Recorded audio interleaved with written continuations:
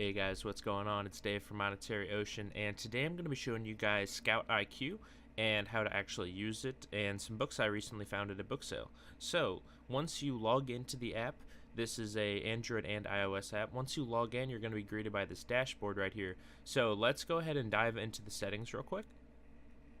So these are pretty much all preset settings, except for the scanning mode at the bottom. I like to use a mix of database and live because this allows me to, use the live if I have a good internet connection, but if I don't have a good internet connection, it'll automatically use the database. Sometimes it will, take a little bit. It'll always try to pull live first, but if it doesn't, then it switches to database. Sometimes that can be slow, and if I notice that right away, I'm going to go ahead and switch it to database only because it'll be a lot faster. Some people like to just use database, and I've tested and tried just using either both database or live to see which one's faster, and in my experience, I've found that the live is just as fast as database. You don't want to take more than a couple seconds per scan, and I didn't notice any type of significant differences in the timing. So these top preferences, you can either copy them. I believe that these are the preset ones, so you can do with that as you please. So up here at the top left, we have the download database, and this is just, like I said, downloading the database. You download it, and it tells you, set the phone down, check back in a couple minutes, but don't go off of the actual screen of the download because it'll mess it up. So I'm going to go ahead and cancel it because I'm not actually needing to download it. Then you just go ahead and test it once you're finished. So let's go over to the triggers. So I believe these are all the preset ones. I don't know if I've changed them. Maybe I've tweaked them just a tiny bit, but the preset settings are actually pretty decent. Regardless of the trigger, the accept or reject, I'm always watching the profit at the top left, as I'll show you in here in a minute. I'm always keeping an eye on that because sometimes the trigger won't hit on a book that I will pick up, and there's different reasons that I'll go ahead and pick it up. I don't know if I'll be covering that in this video, but I'll just show you some of the accepts that I already found. So these are the triggers. You can modify these pretty much however you want, and so yeah. You can probably find other videos on actual specific trigger modifications if you want to, but like I said, the default ones are pretty good, and if you're just starting out, then it'll be perfect for you. So let's dive into the actual Scout. I'm going to turn on my Bluetooth scanner real quick, and so this is basically that screen. You can use this scan button right here. I'm going to go ahead and scan it manually. So here we go. We got an accept profit of $6.28, and my buy cost was 50 cents. I'm going to go ahead and click that. You can modify it by this, either the plus, minus, or you can just type it in. So we've got a bunch of different things we're seeing here on the screen. So let's start at the top left. We have the profit. If you go ahead and click on it, you can change if you're fulfilling by merchant, fulfilling by Amazon. I'm FBA, so I'm going to keep it on that. The list price, that's the I'll show you it, but it's whatever price that they're saying you should list it at. Then you have your buy cost. These are all modifiable numbers, so you can change it and see the estimated profit at the bottom. So then it has like the cost of shipping, and it shows you that same number, 628, at the bottom there. So then we do have the rank. So this is the book rank.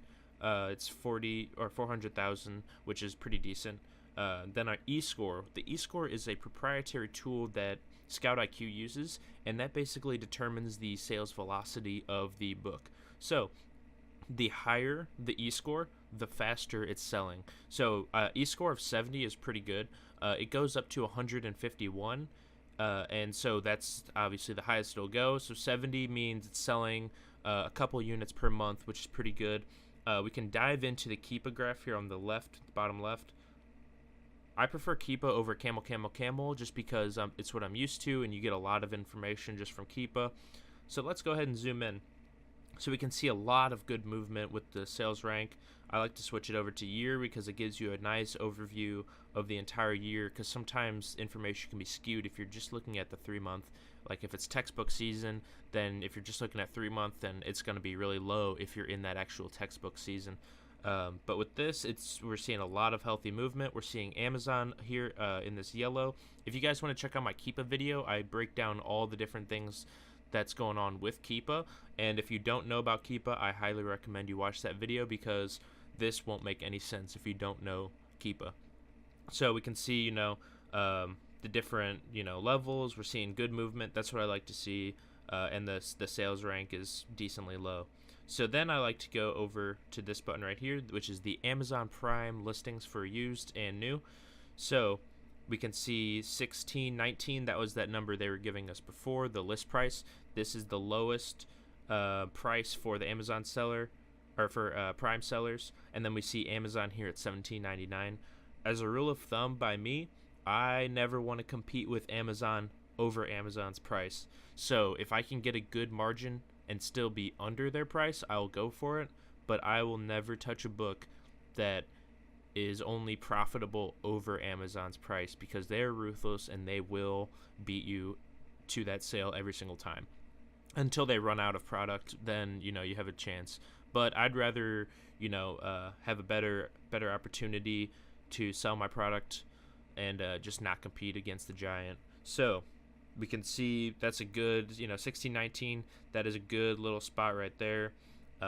We see 48 used, which is really good. You don't want a whole lot of competition. My rule of thumb is under 250, no books under $10. So I will not purchase any book that is selling for under $10, and I will not buy a book that is competing with over 250 used listings. But if you do, follow that, you'll notice that listings over 250, those books are selling for under $10. So they kind of go hand in hand, coincidentally. But if you follow those rules, you're going to make good profit, and you're not going to, have a lot of competition. So your stuff's going to sell pretty quick, depending on your sales rank and, the type of book. But this is a good one for this.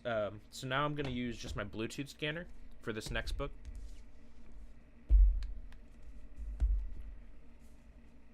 So there we go, another accept, $6. We've got a really good sales rank, 141,000, and an E-score of 127. That is insane. We've got our used competitors at 114, which is pretty good. Like I said, under 250. That's what I go for. Let's take a peep at the Keepa graph. And we can see, once again, a lot of healthy movement. So, that's the main thing when I go into Keepa. I'm checking for sales rank movement. I don't, I look at some of the other things, but this kind of gives me a better breakdown of all the other things together. So I just mainly look at the actual sales of the book. Then I usually hop over to this Amazon and see where I can price my book. So this book is in a acceptable condition, so I'm going to price it around where the acceptable is, like the cheaper end. So $14, that's pretty decent. You got to be careful with this. You see how there's this highlight, this 13, and so that kind of jumps around. If there's no listings here in this FBA column, then it'll go ahead and use the used buy box. But if there is competitors in the used FBA, sometimes they won't pull them in for whatever reason. But we do have used competitors like this $13.89, $14, $14.85. So those should be appearing in the FBA column. This far left column is unprime offers, so they're always going to be way low. So you don't want to compare against that. You always want to either use the used buy box or the FBA column. And these are just the buy boxes. So we have 1840, and we have 1840 right here. That means Amazon has the buy box for 1840 at both of these positions. So let's go ahead and scan my last book. And once again, another accept. We have a rank of 242,000, profit of $5. And this is actually a book I just recently purchased, so I was really happy to see it again, because without even having to scan it, I knew that I was going to be buying it because of the profit on it. So going into the Keepa, this is just basically how it goes. You check Keepa, you check the Amazon listings just constantly. Just, those are the two main things you got to pay attention to. So you can see right here, remember I was talking about how textbooks, if you look at this 3-month view, you can get a skewed view. So we can see over here it's ranking at 500,000, But then the second the year comes over, it's ranking at 32,000 sales rank, which is a huge difference. So this is a constant like 32,000, and this is a more constant 500 over here. You know, if you don't look at this year spectrum, then you wouldn't see this is a textbook, you know, textbook season book classic case. We have these smiley faces right here, which indicate people are buying them a lot more for certain times of the year. And if you take note, if you see July to September, you know, that's when people are going back to school. They're buying their textbooks. That's prime time to be buying the book. So sales rank for textbooks are always down at these two times, beginning of the year and August area, because, you know, that's the prime times.